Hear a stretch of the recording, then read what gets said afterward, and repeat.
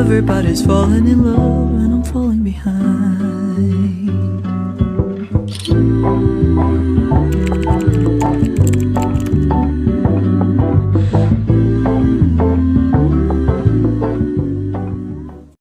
Pagi hari yang penuh harapan membawa kabar kemerdekaan Indonesia. Sorak merdeka menggema. Namun, masyarakat Desa Rawagede seperti Sapri, Daus, Ucup, Kesah, Wati, dan warga lainnya masih diliputi kecemasan akibat ancaman Belanda. Para pejuang di bawah pimpinan Kapten Lukas Kustaryo yang dijuluki oleh Belanda Begundal Karawang bersiap mempertahankan kemerdekaan. Sementara pasukan Belanda yang dipimpin Mayor Alphonse Wisman terus mengintai.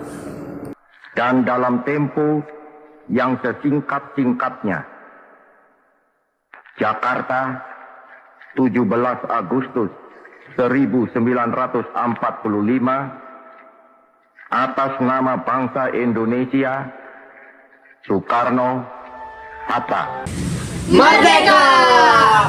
Setelah kemerdekaan Indonesia pada tanggal 17 Agustus 1945, pasukan Sekutu dan Belanda kembali datang ke Indonesia untuk menguasai wilayah yang telah merdeka. Kehadiran mereka menimbulkan keresahan di tengah masyarakat, termasuk warga Desa Rawagede. Masyarakat pun bertanya-tanya dengan kehadiran mereka. Sapri dan Daus, mereka pun berbincang di tengah suasana masyarakat. Di saat itu, Ucup datang dengan napas terengah-engah. Ada apa, Cup? Kok lari-lari gitu? Itu ada pasukan Belanda. Ada Belanda, ayo kita lapor ke Pak Lurah sambil memberitahu warga lain. Ayo, Cup, cepat. Kamu saya, Pak.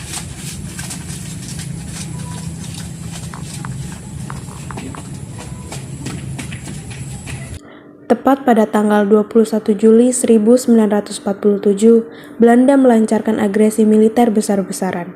Berbagai kelompok pejuang bergabung di bawah komando Kapten Lukas Kustaryo untuk menyusun strategi perlawanan. Terima kasih kepada saudara-saudara yang sudah datang. Seperti yang kalian tahu bahwa Belanda akan melakukan agresi militer besar-besaran kembali. Adakah pendapat kalian mengenai hal tersebut? Bagaimana kalau kita serang semua saja, Kapten? Tapi bagaimana kalau jumlah mereka lebih banyak dari kita? Bisa-bisa kita langsung kalah.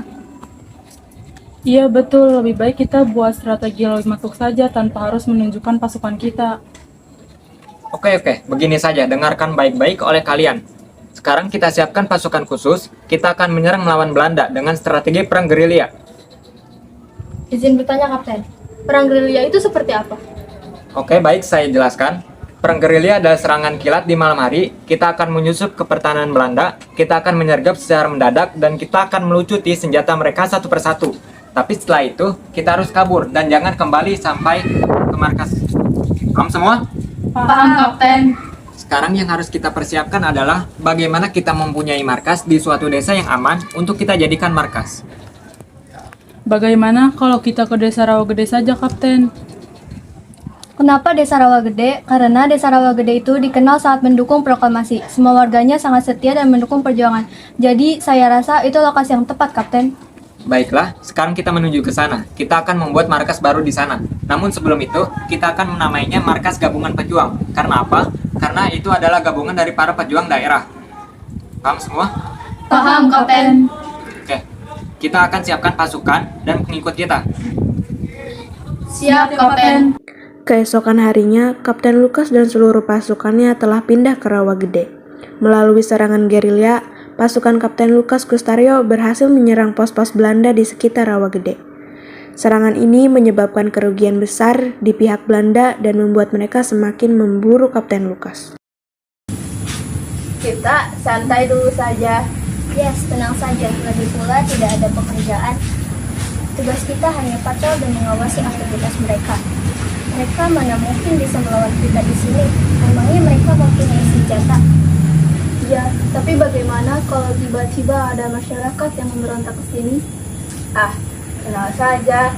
Tinggal kita bunuh mereka, lalu tak serang mereka. Betul. Kita mempunyai senjata, mereka mana mungkin mempunyainya, kecuali para pemberontak itu. Baru kita waspada. Nah, itu maksud saya. Tetapi kita harus tetap waspada. kita santai dulu saja. Sekarang kalian ikuti komando saya. Hitungan 3, serang mereka. Setelah itu atur kembali strategi. Siap, Kapten. 1, 2, 3, serang!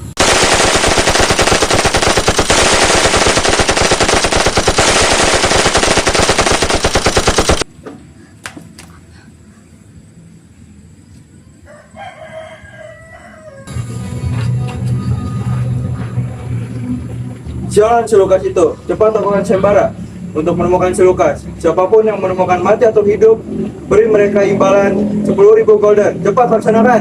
Siap, laksanakan.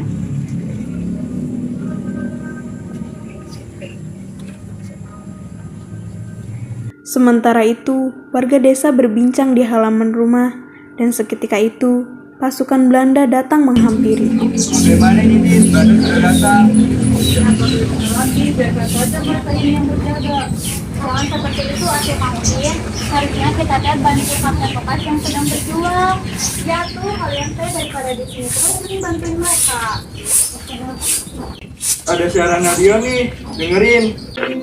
Barang siapa yang bisa menangkap atau memberitahu keberadaan Kapten Lukas Kustario, baik hidup ataupun mati, akan kami beri hadiah sebesar 10.000 gulden atau 87 juta rupiah. Tuh kan, sekarang sudah jadi buronan Belanda. Pokoknya kita harus merahasiakan keberadaan Kapten Lukas. Itu ada pasukan Belanda ke sini.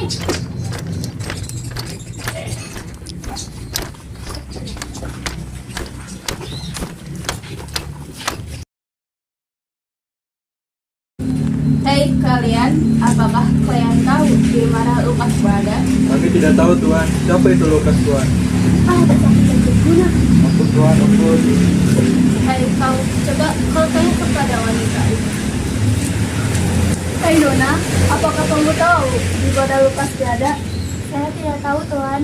Ya, sama saja kalian tidak berguna. Sudahlah, kita pergi saja dari sini. Awas berbohong. Kalian semua akan kami bunuh.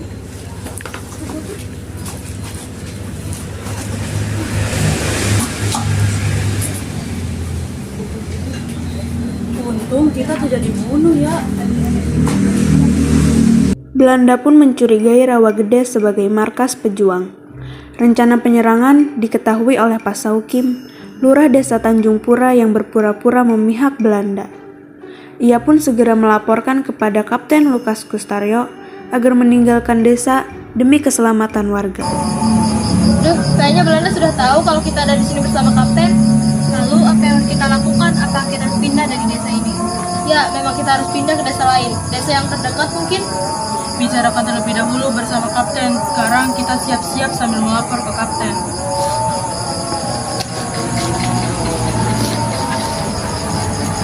Ya, ada apa?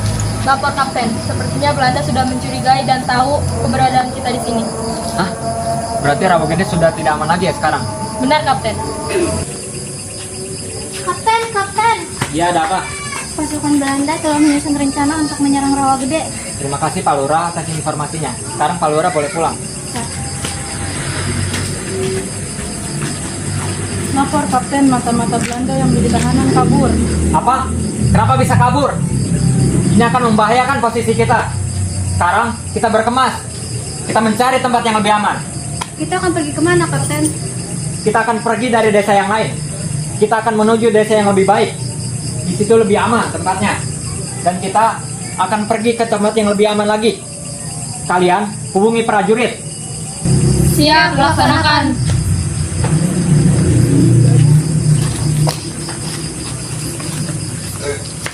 Ketika Kapten Lukas dan juga pasukannya pergi meninggalkan Rawagede, mata-mata Belanda yang berhasil kabur pergi ke markas Belanda.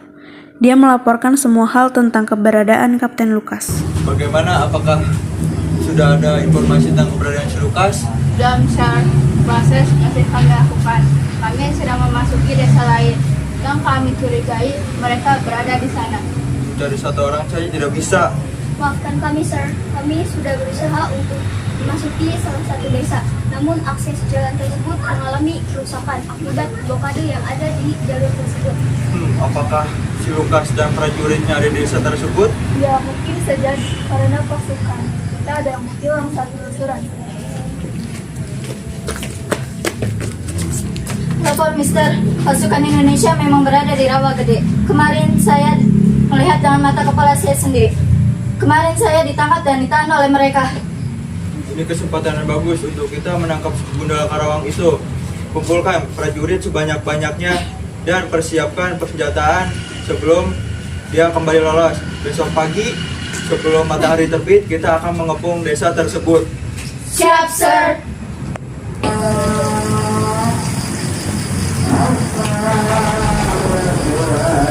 Kalian kan masih di sini, kenapa tidak dengan pasukan yang lain? Besok pagi-pagi pasukan kita sudah tiba di sini. Lebih baik kalian pulang ke rumah. Kami berangkat dengan pagi, karena sekarang hujannya lebat sekali. Latihan mana berani mereka untuk ke sini. Ditambah jalannya licin dan gelap. Sudah tentang kalian. Nah, terima kasih Pak atas informasinya. Waktu demi waktu berlalu. Semua rencana prajurit yang masih berada di markas ternyata meleset jauh. Pada malam itu juga, pasukan Belanda telah sampai ke Rawa Gede. Keesokan harinya, tanggal 9 Desember 1947 pada jam 4 pagi sebelum matahari terbit, Belanda ternyata sudah berhasil mengepung Rawa Gede dari semua sisi.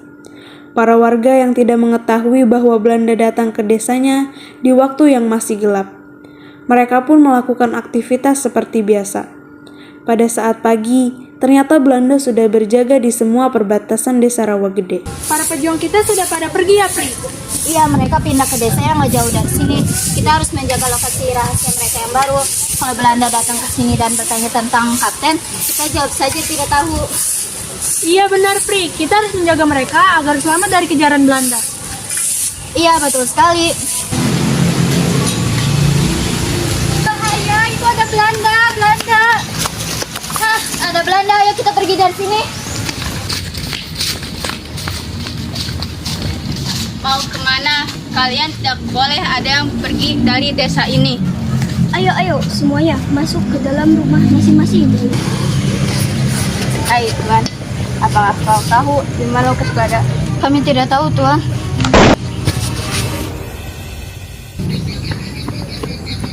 Lapor Komandan, saya sudah mencari-cari Lukas, tapi saya tidak menemukannya.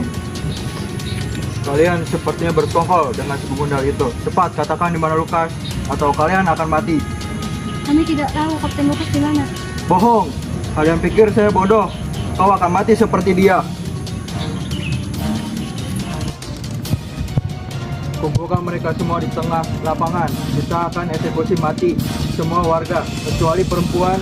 Suruh mereka masuk ke dalam rumah. Siap, Sir.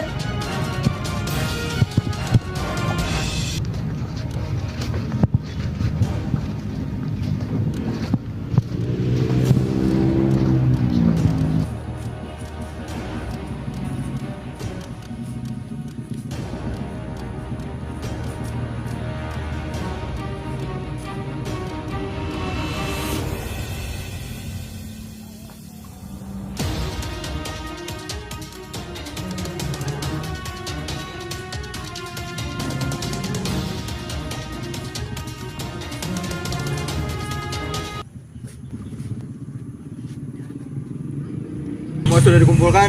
Sudah, Sir. Tembak semua.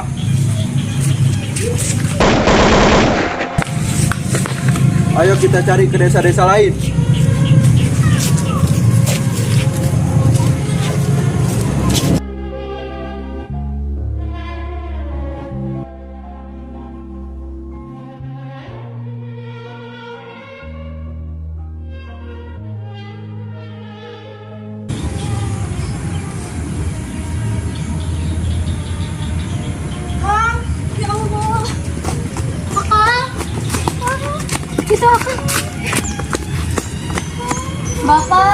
Bapak, suamiku. Bapak, ya Allah. Gimana, Nak? Bu, balik kok kita kumpulkan mereka meskipun dengan sepai dan kain seadanya. Iya, Ibu. Sebagian mencoba menyelamatkan diri ke kali, namun maut mengejar tanpa ampun.